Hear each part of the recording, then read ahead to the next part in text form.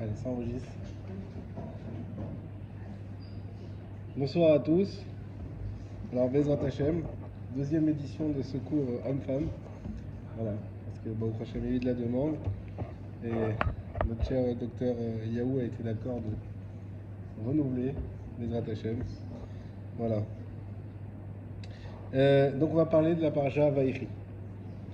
La paracha Vaïchi, elle fait suite à la paracha Vaïgash. Et pour la comprendre, on est obligé de répéter ce qui s'est passé à la fin de la paracha qu'on a lue, le Shabbat qui est passé. Plus fort, je monte le micro. Ok. Dans la paracha de Vaïgash, à la fin de la paracha, Yaakov Avinu, il découvre avec stupeur et émerveillement que son fils Yosef n'est pas mort. Ça fait des années, 21 ans qu'il le croit disparu, son fils chéri, des années qu'il n'a plus accès à la Shrina, il n'arrive plus à se connecter avec Hachem tellement il souffre. Et voici qu'on lui apprend que son fils est vivant. Incroyable. Finalement, donc, comme on sait, il y avait une famine terrible dans le monde entier. Donc il va avec ses frères en Égypte. Ils sont accueillis comme la famille du roi, parce que c'est ni plus ni moins que la famille du roi, puisque Yosef était un roi en Égypte. Et ils sont très bien accueillis. On leur réserve carrément une ville pour eux, parce qu'ils disent, nous, on ne peut pas se mélanger avec les Égyptiens. Les Égyptiens, ils ne veulent pas des Hébreux à côté d'eux. Ils ont fait ça, en réalité, c'est eux qui voulaient pas être avec les Égyptiens. Ils l'ont tourné à l'envers. Les Égyptiens, ils ne veulent pas qu'il y ait les Juifs à côté d'eux. Donne-nous un autre endroit. Il dit, mais c'est quoi, Goshen? Tu as une ville pour toi. Et là-bas, tu peux faire ce que tu as à faire. Et comme ça, il n'y a pas de problème. Et vous restez avec nous. Et Paro est très, très heureux d'accueillir la famille de Yosef. On va le voir tout au long de cette paracha. Paro, il ne veut absolument pas que Yosef il quitte l'Égypte. Il est très très attaché. On pourrait croire que Yosef lui vole la vedette, mais pas du tout. Yosef, c'est l'homme de la situation, c'est l'homme qui sauve l'Égypte, c'est l'homme qui permet à Paro de rester Paro. Parce que sans avoir une puissance économique, alors là, tous les petits seigneurs, ils peuvent se révolter contre Paro et le remettre en question et dire que c'est un mauvais roi, et ça peut être l'anarchie. Donc Paro, il est très très heureux que Yosef soit là pour maintenir cet ordre grâce à une situation économique prospère. C'est toujours comme ça que ça fonctionne, depuis la nuit des temps jusqu'à aujourd'hui. Et on arrive avec Vaïchi Yaakov. Donc Yaakov, tous les frères de Yosef, tous leurs enfants, parce qu'ils sont des pères de famille avec beaucoup d'enfants, ils ont tous été en Égypte. Et à ce moment-là, on nous dit Vaïchi Yaakov. Yaakov, il a vécu. Et on va nous dire combien d'années il a vécu. 137 ans. La question qui se pose, la première, Vaïchi, on avait posé la même question pour Sarah. Vaïou Shene Chaye Sarah. Pourquoi tu me parles de vie quand il s'agit de mort? C'est bizarre. Dis-moi, il est mort à 137 ans. Et la vie de Yaakov a été de 137 ans. Pourquoi tu me parles de vie? Deuxième question qui est posée, c'est que lorsqu'on lit la paracha, alors s'il y a ceux qui lisent dans le Sefer Torah, ils verront, normalement, quand on finit une paracha, il y a une petite coupure, et ensuite il y a une autre paracha. Là, c'est au milieu. Celui qui cherche d'ailleurs Shabbat, ils ont dû mettre du temps à montrer. Parce que il y a le paragraphe, tout est collé, et au milieu, il y a Vaïchi. Il n'y a pas de ce qu'on appelle une paracha stouma. Stouma, elle est fermée. La paracha est fermée. Elle n'est pas séparée de la paracha précédente. Comment ça se fait que cette paracha est stouma? Ensuite, on va raconter la fin de la paracha, toute l'histoire. Et le sujet principal de ce soir, ce sera les brachot. Et on y revient dans quelques instants. Les brachot. Les brachot, les bénédictions que Yaakov va faire à chacun de ses enfants avant de quitter ce monde, comme il était d'usage à l'époque. Donc, Vaïchi Yaakov, déjà, pourquoi la paracha elle est fermée? Nos sages nous disent quelque chose d'incroyable. C'est que Yaakov, à ce moment-là, voulait dévoiler à ses enfants le Ketz Hayamim, la fin des temps. Il avait prévu de dire à ses enfants quand est-ce que le Mashiach allait arriver et comment ça allait se passer. Et Dieu lui a stouma, lui a fermé l'esprit sur ce sujet-là. Dieu a décidé de lui fermer l'esprit. Pourquoi? Puisque il était hors de question qu'on dévoile ce moment-là, quand vous savez qu'on doit éprouver le sentiment du manque du Mashiach chaque instant et vouloir tout le temps qu'il vienne. À chaque jour, il faut se rappeler du manque, malgré le bonheur qu'on a d'être ici en Israël, nous, la joie d'être en Aria, malgré tout ça, il faut se rappeler qu'il nous manque quelque chose. Et il faut se rappeler du Mashiach. Donc si on nous donne une date, ben c'est fini. On va vous dire c'est telle date. On ne va plus l'attendre chaque jour. On va se dire c'est à cette date. Et donc c'est pour ça qu'il ne fallait pas dire. Mais il y a une autre explication qui est beaucoup plus importante pour nous. C'est que ce jour-là, le jour de la mort de Yaakov, la paracha est fermée parce que les cœurs se sont fermés. C'est le jour où tous les cœurs d'Israël se sont fermés. Ils n'ont plus réussi à se lier avec Hachem comme avant. Pourquoi ? Parce que maintenant a commencé la souffrance de la galoute. Ils savaient qu'ils devaient passer par un exil, le célèbre exil d'Égypte, qui est très étrange, parce qu'on a un peuple en exil alors même qu'il n'était pas encore né. Le peuple d'Israël va naître dans Shemot, la prochaine paracha. Mais son exil commence ici. C'est bizarre. On a un exil qui commence pour un peuple qui n'existe pas encore. Très étrange. Mais cet exil-là, il était plein de souffrance. On apprend une chose qui est très incroyable, qui est très importante pendant notre vie, c'est qu'effectivement, il est normal que lorsqu'on souffre, on se sente détaché de Dieu. C'est écrit dans la paracha. Quand tu souffres, c'est très dur. On a vu ça plus ou moins récemment avec la Shoah, où tous ces gens, alors il y a eu les deux, il y a ceux qui se sont attachés et ceux qui ont tout renié. Pourquoi ? Parce que dans la souffrance, il est impossible de se relier à Dieu. Il est en tout cas très difficile. On voit que Yaakov, jusqu'à présent, par la souffrance de la perte de son fils, n'avait plus accès à la Shrina. Pourquoi ? Parce que cette souffrance l'a détaché d'Hachem. Et là, la perte de Yaakov va détacher tout le clan d'Israël en son entier d'Akadosh Baruch Hu. Donc on voit ici quelque chose qui est, des fois dont on pourrait peut-être se reprocher, avoir mauvaise conscience. Des fois, alors, moi j'ai connu, en préparant un bar mitzvah, un papa qui m'a raconté, voilà, j'ai perdu mon père, et depuis, j'arrive plus à prier. Alors moi, je dis, mais il avait quel âge, votre père ? Et il me dit, 80, quelque chose, j'ai oublié combien. Alors, moi, dans ma tête, on va dire, peut-être un peu trop crédule, je dis, bon, 80, 90. Quand quelqu'un il nous dit 40, 50, je dis, mais c'est des âges plus ou moins normaux. Mais il n'y a pas d'âge, en fait. Moi, j'ai perdu mon grand-père il y a 2 ans. Il avait 85 ans, il n'y a pas d'âge. J'ai souffert. Et c'est mon grand-père, lui c'est son père. Il n'y a pas d'âge. Il m'a dit depuis je ne peux plus prier. Qu'est-ce que tu peux faire pour moi ? C'est difficile, je vous raconte cette histoire, il devait y avoir 15 ans de ça. Donc j'étais tout jeune.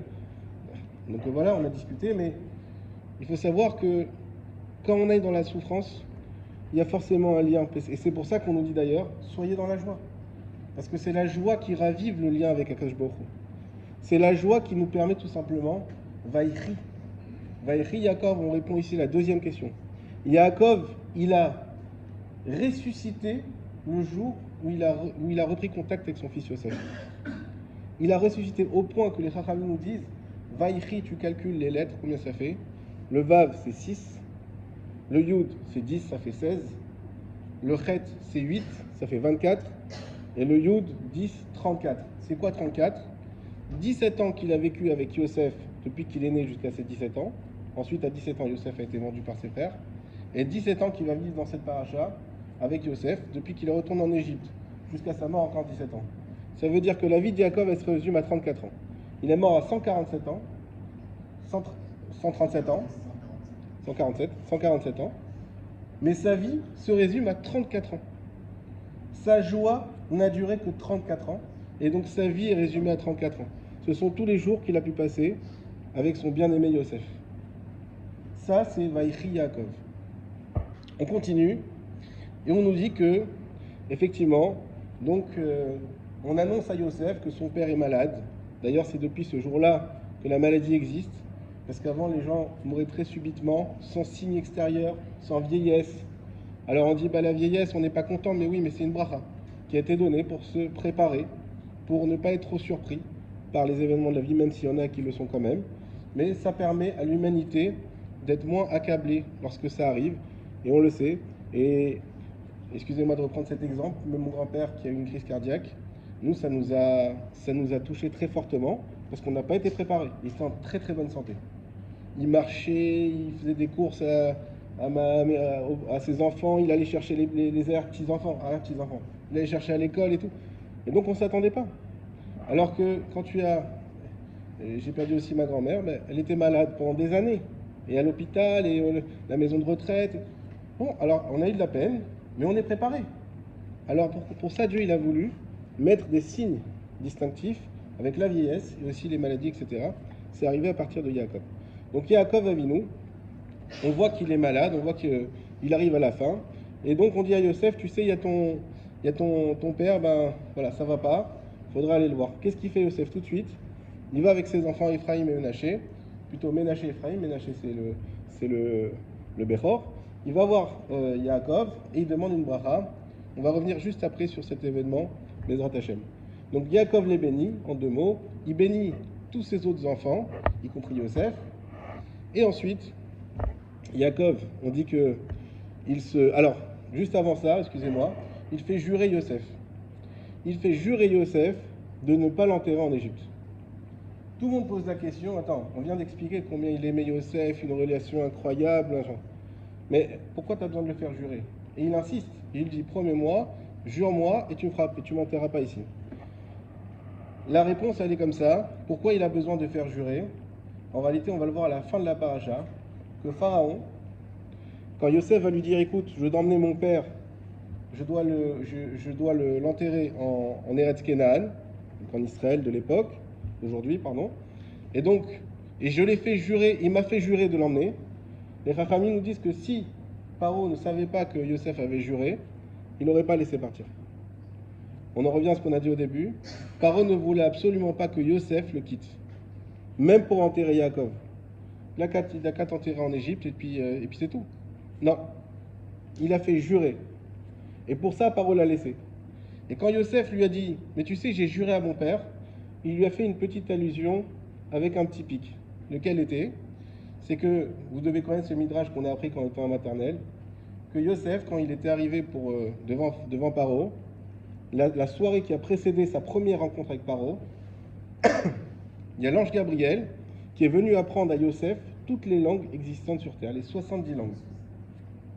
Et lorsqu'il s'est présenté à Paro le lendemain, Paro il ne parlait pas en égyptien. Il lui parlait chaque phrase d'une langue différente. Et Yosef lui répondait chaque phrase à la même langue de la question qu'il avait posée. Donc Paro se rendit compte que Yosef savait parler toutes les langues, et Yosef lui a ensuite parlé en hébreu, et Paro n'a pas su répondre. Et sur ça, Paro il a dit surtout, tu me jures que tu ne révèles jamais ce secret que tu connais une langue de plus que moi, parce que sinon tu pourrais être Paro à ma place. Donc moi je te mets à cette place-là, mais tu promets de jamais dire. Et donc, 20 ans plus tard, 21 ans plus tard, lorsque Yosef dit à Paro, tu sais, j'ai juré à mon père. Excusez-moi, je suis un peu malade. Qu'est-ce qu'il lui dit par là? Il lui dit, soit tu considères qu'un serment c'est quelque chose d'important, et donc ce que j'ai juré à mon père, tu me laisses le faire, et ce que je t'ai juré à toi ne sera jamais su. Soit pour toi un serment c'est pas important, et donc je pourrais pas enterrer mon père, mais par contre, toi, je vais devoir révéler la vérité sur mes connaissances. Et donc il a laissé partir, et pour ça il a fait jurer. Mais encore pire que ça, on voit que lorsque Yaakov dit à Yosef de jurer, juste après, il lui parle de Rachel. Et l'idée, tu sais, j'ai perdu ta mère en chemin. Et on ne comprend pas quel rapport maintenant Rachel avec cette histoire. Pourquoi tu parles de Rachel? La réponse est la suivante, c'est que Yaakov savait que Yosef, au fond de lui, malgré tout l'amour qu'il avait pour son père, il avait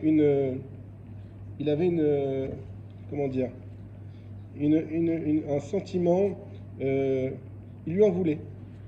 Il lui en voulait parce que comment t'as pas enterré ma maman dans le caveau des patriarches?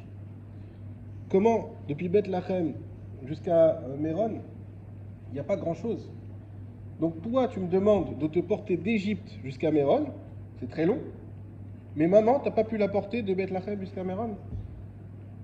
Et ça, Yaakov, il a anticipé, et il lui a dit, regarde, sache que ta mère, c'est pas moi qui n'ai pas voulu l'enterrer. C'est un décret divin. C'est par décret divin qu'elle n'a pas été enterrée dans Méron. Et tu sais pourquoi? Hein? À Hebron, pardon. Excusez-moi, à Hebron. Je suis malade. C'est par décret divin. Et pourquoi cela? Eh bien parce que, on le verra dans le prophète plus tard, dans le prophète Jérémie, là-bas il est ramené qu'il y a une voix qui sort des chemins, et que c'est cette voix que Dieu va entendre pour ramener les Bnei Israël en terre d'Israël et finir l'exil. Et ça, lui dit Yaakov Avinu, c'est la voix de ta maman qui sera entendue plus tard. Et donc pour qu'on puisse l'entendre, il faut qu'elle soit elle aussi en souffrance sur le chemin des exilés. Lorsque les exilés vont sortir, elle va les voir sortir et elle pourra plaider leur cause. Et donc ce n'est pas que j'ai pas voulu la prendre avec moi. Et donc n'est pas cette mauvaise pensée et n'est pas quelque part cette envie de vengeance entre guillemets en disant si toi t'as pas enterré maman, pourquoi toi je t'enterrais comme tu le souhaites alors qu'il faut faire un chemin, etc. Donc ça c'était le serment de Yosef, et Yosef il a juré à son père, et comme ça il a pu le dire à Paro. Par la suite, et on arrive à la fin de la paracha, on a le décès aussi de Yosef. Yosef il meurt un peu prématurément puisqu'il est presque le plus jeune, et pourtant il meurt le premier. Et avant de partir, alors juste avant ça, déjà lorsque Yaakov est décédé et qu'on l'a enterré, ça a pris beaucoup de temps. Il y a eu 70 jours parce qu'ils l'ont embaumé pendant 40 jours. Il y a eu ensuite 30 jours de deuil national avant de pouvoir l'enterrer. Le Midrash raconte que lorsqu'ils sont arrivés devant le Marat à Marpella, il y a eu Esav qui a été averti de tout ça, qui a dit lors de question qu'on enterre Yaakov, c'est ma place. Finalement, sa tête à Esav a été coupée, et ce jour-là où il est mort aussi.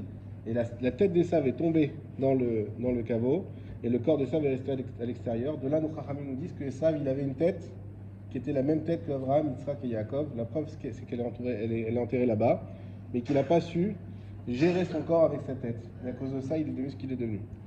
Mais en tout cas, effectivement, on a Yaakov qui a été enterré là-bas.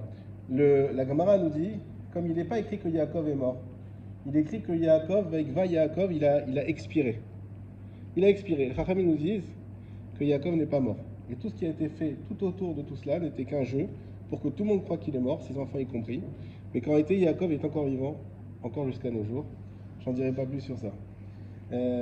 En tout cas, au moment le moment de la fin de Yaakov, il y a les frères de Yosef qui vont le voir et qui disent écoute, maintenant que papa n'est plus là, on te dit, nous on se met esclave pour toi, on se rabaisse à toi sans problème, ne nous fais pas de mal. Et les Chachamim posent la question pourquoi d'un coup ils ont peur? Et ils se sont dit tant qu'il y avait Yaakov, Yosef par amour pour son père, il faisait le shalom avec ses frères, mais que pour son père. Mais qu'il savait que quoi qu'il arrive en lui, il devait avoir de l'amertume pour tout ce qu'ils lui ont fait, c'était horrible. Et d'ailleurs, ils n'ont pas pensé ça gratuitement. Ils ont pensé ça parce que Yosef, il invitait ses frères à chaque repas à la table royale. Depuis le décès de Yaakov, il a arrêté de les inviter. Et donc ils se sont dit, ça y est, il va vouloir se venger. Yosef leur a dit, n'ayez pas peur. Il a répété ce qu'il leur a dit, que tout ça n'était que des desseins de Dieu, que même si eux, ils ont mauvaise pensée au début, ça a fini dans le bien. Et donc ils ont été d'accord il n'y a pas eu de problème. Yosef ensuite est niftar. Il a fait jurer de prendre ses ossements à la fin, comme vous le savez, comme Moshe va récupérer les ossements de Yosef. Et comme ça que le Sefer Bereshit se termine, ce magnifique Sefer. Moi, c'est celui que j'affectionne le plus. Et on va commencer à Shemot, les attachés la semaine prochaine. Alors maintenant, ça c'était la paracha dans sa globalité. On va revenir sur quelques points qui sont les brachot qu'il a fait Yaakov. Quand on va les lire un petit peu, on ne va pas tout lire évidemment, mais quelques-unes, vous allez voir qu'il y a des brachot qui ne semblent pas vraiment être des brachot. On aurait plus l'impression que ça soit plutôt le contraire. Et donc on va essayer de comprendre et de déceler, et peut-être même de définir c'est quoi une bracha. Non, quoi une bracha, c'est voilà, la refoua, la parnassa, eh ben, ça c'est vrai, c'est peut-être une bracha, mais c'est pas ça la meilleure bracha. La meilleure bracha, on va l'apprendre exactement ici avec la paracha de Vaïchi, et on va voir comment Yaakov, il a béni, et de ça on va apprendre aussi Bezrat Hashem à bénir, et à comprendre c'est quoi le mieux pour nous. Alors, on sait que Yaakov, il a commencé par bénir Ephraïm et Ménaché. Donc tout le monde connaît l'histoire. Ephraïm, alors Ménaché qui est le plus grand, il est arrivé, ensuite Ephraïm, On a mis Ménaché à droite, Ephraïm à gauche, et Yaakov, il a croisé les mains. Et comme il était aveugle à ce moment-là, Yosef a dit non, papa, tu t'es trompé. C'est pas comme ça, c'est comme ça. Mais c'est bizarre, pourquoi il croise les mains? Il aurait dû se mettre comme ça. Et Yaakov dit non, non, je sais très bien ce que je fais. C'est quoi cette histoire? Déjà, quand ils sont rentrés dans la pièce, Yaakov, au moment où Ephraim et Ménaché sont rentrés, il a perdu son lien avec Akadosh Baruch Hu. Il a perdu la névoie, la shrina, il a tout perdu. Et il a dit, mais c'est qui ceux-là? Il a dit, bah, c'est mes enfants, Ephraim et Ménaché, tu les connais, ça fait 17 ans que tu vis avec nous. Et surtout qu'Ephraïm étudiait beaucoup avec Yaakov. Il dit, mais je ne les reconnais plus. Tu sais pourquoi je ne les reconnais plus? Parce que d'un coup, Yaakov, il l'a vu à travers le temps, et il a vu l'horreur qui allait arriver de Ephraïm et Ménaché.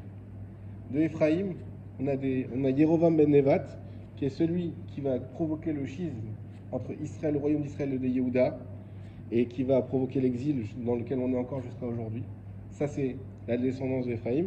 Et de Ménaché, il y a Yehou. Yehou, c'est aussi un rachat qui va faire du mal. Et donc, quand il a vu ça, il dit, mais je ne peux pas les bénir. Qu'est-ce qu'il lui dit, Yosef?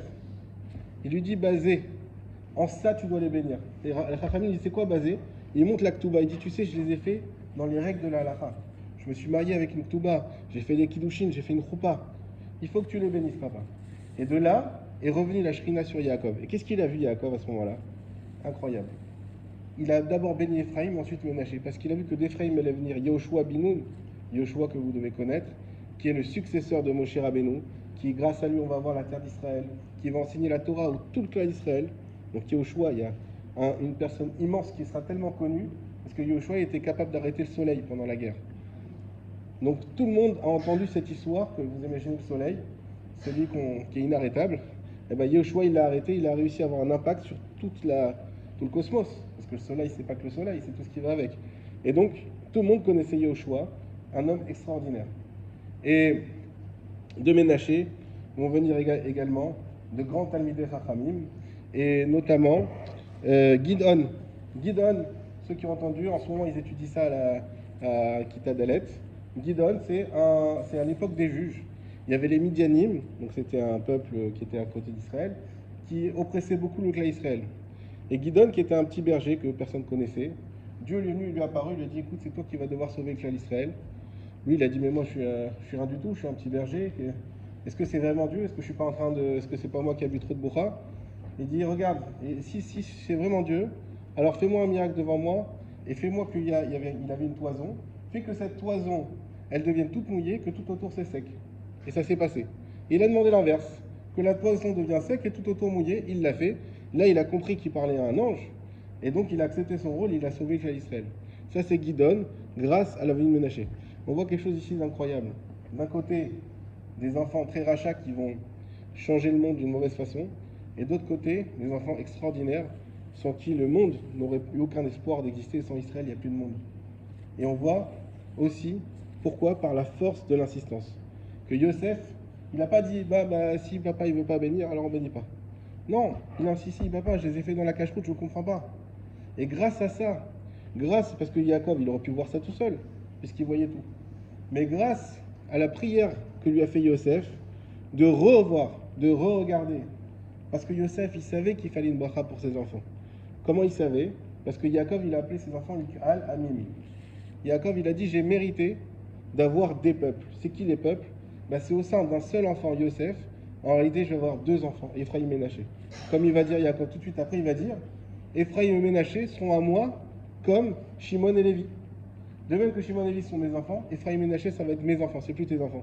Ils deviennent à moi, et donc ils deviennent des tribus à part entière. Ça a été la force de Yosef qui a réussi à changer la vision de Yaakov, qui au début voyait malheureusement que le mal sur Ephraim et Ménaché, et finalement il les a bénis. Ensuite, Ephraim et Ménaché sont partis, et là sont arrivés tous les enfants, les 12 enfants, donc depuis Réhouven, ensuite Shimon, Lévi, etc. Alors ils n'ont pas tous été bénis dans l'ordre, pour chacun il y a une raison, on n'aura pas le temps d'y venir à chaque fois. Mais en tout cas, ce qu'on voit, c'est que lorsque Réhouven est arrivé, alors là, Réhouven il s'est fait esquinter. Donc Réhouven il a fait une avéra qui le poursuivra toute sa vie. C'est quoi cette avéra? C'est que lorsque Rachel est morte, il a pris, donc Yaakov il a mis sa couche avec Bilha, qui était l'esclave de Rachel, aussi sa sœur au passage. On a déjà expliqué ça. Et qu'est-ce qu'il a fait Rouven? Il dit c'est hors de question qu'une esclave soit préférencée, je sais pas, préférée, merci, à, à ma maman, qui n'est pas une esclave, Léa. Il a pris son lit, il l'a mis chez Léa. Ça lui a compté une très très grosse faute. Et Yaakov va lui reprocher tout de suite. Il va lui dire comme ça. Il va dire, toi Réhouven, qui a été intrépide et qui t'est précipité à faire une chose grave, tu as tout perdu. On voit ici une chose, combien il faut réfléchir avant d'agir. Et Yaakov lui dit comme ça, je ne vais pas vous lire dans les mots parce que ça va être trop long, mais il dit, toi qui t'es précipité, tu as tout perdu. Tu avais la Keuna, tu avais la royauté. Il l'appelle Réchit Ono. C'est quoi Réchit Ono? Les prémices de ma force. Puisque Yaakov, il a fait Réhouven dans sa jeunesse. C'était son premier enfant. C'était toutes ses forces qu'il a mis dedans. Il a dit, mais tu avais un potentiel incroyable. Et regarde ce que tu as fait. Et au contraire, tu es tombé très bas. Point, Shimon. Alors là, on va dire, mais c'est quoi cette bracha? Ça ressemble pas à une bracha. C'est quoi? C'est des reproches, c'est bizarre. Shimon et Lévi. Alors eux, ils en ont pour leur grade également. Shimon et Lévi, il leur dit, les armes que vous avez dans vos mains sont des armes de violence. À vous deux, vous avez tué l'homme et déraciné le taureau. Ils ont tué l'homme, c'est l'histoire avec Léa, et déraciné le taureau, c'est vous avez voulu vendre Yosef. Déjà, comment Yaakov pouvait savoir que Shimon et Lévi, c'est eux qui voulaient vendre Yosef? Il faut savoir que Yosef, il n'a jamais parlé de la vente à son père pendant les 17 ans qu'il était avec lui. Jamais il n'a dit un mot sur ses frères pour ne pas faire du Lachon Hara. Ils ont parlé de tout, mais pas de ça. Et Yaakov ne l'a pas interrogé d'ailleurs. Yaakov, il a fait un raisonnement simple. Il a dit, moi j'ai 12 enfants. Sur les 12, il y en a 2 qui ne sont pas impliqués dans la vente. C'est Yosef déjà. Et Binyamin, qui n'était pas là. Il en reste 10. Sur les 10, il y en avait 4 qui sont issus des femmes qui étaient des esclaves. Alors il s'avère que Yosef, il était très proche d'eux. Puisque au contraire, les autres se moquaient d'eux en les traitant d'esclaves. Fils d'esclaves, donc esclaves. Et lui, il les défendait. Et d'ailleurs, c'est ce qu'il disait à son père. Les fils de Léa, ils dénigrent les fils de Bila et Zilpa. Et donc on sait que même si eux, ils pouvaient être jaloux quand même, mais pas assez pour vouloir le vendre ou le tuer. Il restait les 6 fils de Léa. Or, Réhouven et Yehuda ne voulaient pas vendre Yosef, comme on l'a vu. Réhouven, il voulait le sauver. Yehuda, il voulait que le vendre, mais pas le tuer. Donc il en restait 4. Ils savaient que Issachar et Zevouloun, eux, ils avaient une chose. Jamais ils parlaient devant leur grand frère. C'est-à-dire que si le grand frère, il donne quelque chose, respect du grand frère, on ne dit rien. On ne le contredit pas. C'est un respect qu'on doit avoir nous aujourd'hui déjà avec nos parents. On ne doit pas contredire ses parents. Et bien avec les grands frères, c'est pareil. Il y a un respect à avoir. On ne contredit pas le grand frère. Il restait qui? Shimon et Lévi. Or, eux, Shimon et Lévi, ils avaient une puissance ensemble qui était incroyable. Ils pouvaient détruire des villes. Mais cette puissance, malheureusement, ils l'ont mal gérée. Et d'ailleurs, comment il appelle cette puissance, Yaakov? Il appelle ça Hamas. C'est quoi Hamas? Hamas, c'est la violence, mais Hamas, c'est aussi le vol. Il leur a dit, vous avez volé cette mida, ce trait de caractère, vous l'avez volé à Esav. C'est pas moi, ça, ce que vous faites. D'ailleurs, ils s'étaient même énervés quand ils ont vengé Léa. Il dit, mais ça, c'est pas moi. C'est pas mon éducation. Même si je suis, bien sûr que on est tous complètement choqués par ce qui s'est passé. Venger Dina. Merci. Vous, c'est pas moi. Vous avez volé cet attribut à Esav.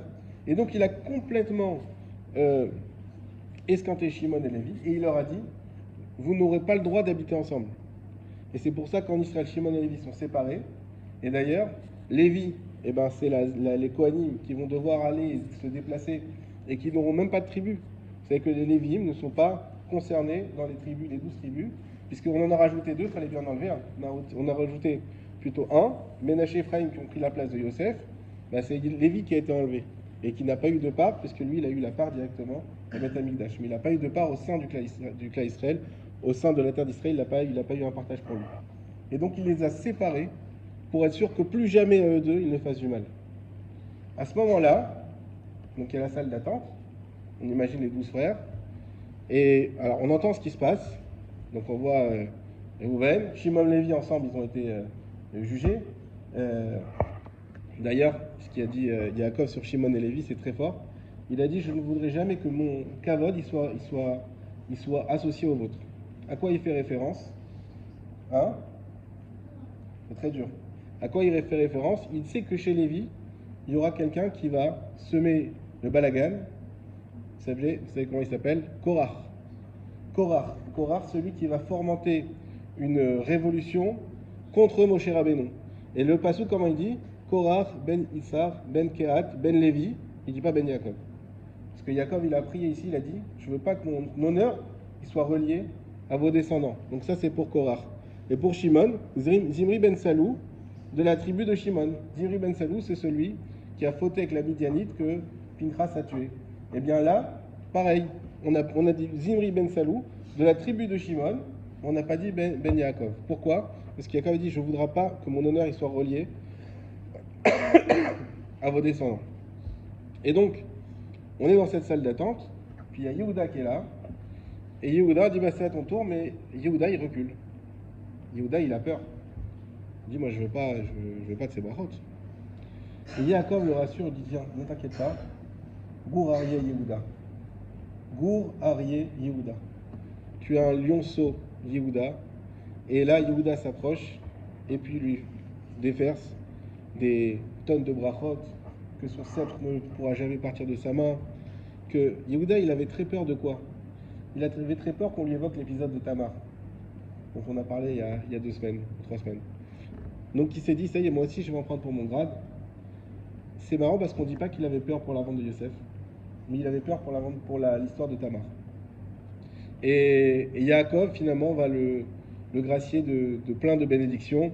On ne reviendra pas sur celle-là, mais on voit comment Yehuda, Baruch Hashem, a été béni comme il fallait. Ensuite, on a... ah oui, alors une chose qui est très très importante, concernant Shimon et Lévi. On voit que Yaakov les a maudits. Il a dit, je maudis votre colère. Tout le monde dit, mais là c'est carrément une malédiction, il n'y a même plus de questions. Et les Chachamim nous apprennent quelque chose d'extraordinaire pour notre éducation avec nos enfants. Il a dit, je maudis votre colère. Pas je vous maudis à vous, mes enfants. C'est-à-dire que Yaakov, il leur a dit une chose incroyable. Il leur a dit, vous êtes des tzadikim, vous êtes des shvatim, Shimon et Lévi. C'est ceux qui vont construire le cas Israël. Lévi, la Keuna. Mais il y a en vous un trait de caractère qui est à maudire, c'est votre violence. Et donc je maudis votre violence. Et ça va plus loin que ça. Parce que grâce à ça, les Chachamim nous disent que Bilam, des années plus tard, Bilam c'est celui qui va vouloir maudire le clan Israël. Il va vouloir maudire le clan Israël lorsque plus personne n'arrive à les arrêter. Et lorsqu'on se dit que le seul moyen de les arrêter, c'est de les maudire par Bilam, qui est une personne qui a tout ce qu'il dit se réalise. C'était l'équivalent de Moshe Rabbeinu chez les peuples. Et Bilam, quand il va arriver devant le clan Israël, il va essayer de les maudire, il va sortir que des brachot, et il va dire, mais comment tu veux que je maudisse celui que Dieu a béni? Et notre Chachamim nous dit, tu sais qui c'est que Dieu a béni? C'est parce que Yaakov, il ne les a pas maudits Shimon et Lévi, et qu'il a maudit uniquement leur mauvais trait de caractère. Et pour ça, Bilam, il n'a pas pu nous toucher. Donc ça, c'est très important à voir des fois chez nos enfants, différencier, c'est pas toujours évident, mais différencier le mauvais trait de caractère de la personnalité de l'enfant. Alors il y a plusieurs conseillers en éducation qui disent d'utiliser des mots